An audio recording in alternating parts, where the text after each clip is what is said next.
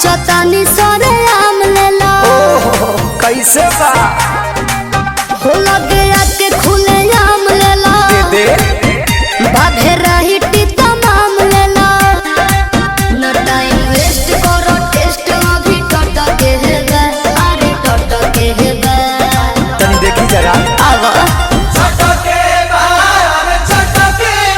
तोहरा आम के सवाद गोरी खटके बाकी हटके बा तोहरा आम के सवाद बड़ी खटके बा बाकी हटके बा तनी चिखा ना दो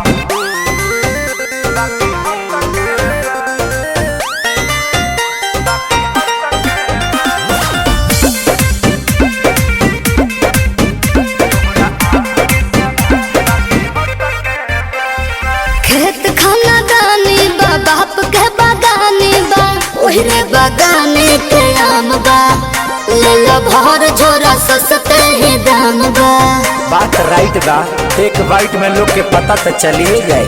तोहरा चीज के न कवनो जवाब बाटे जवाब बाटे बेहिसाब बाटे चलो तहरा खातिर दू चार पैसा घट के बा अरे घट के बा हाँ तो दे दो चलो छोड़ दी चटके बा अरे चटके बा अरे तोरा आम के सवाद गोरी खटके बा बाकी हटके बा अच्छा आम के सवाद बड़ी खटके बा बाकी हटके बा कौन छुछू लागत रे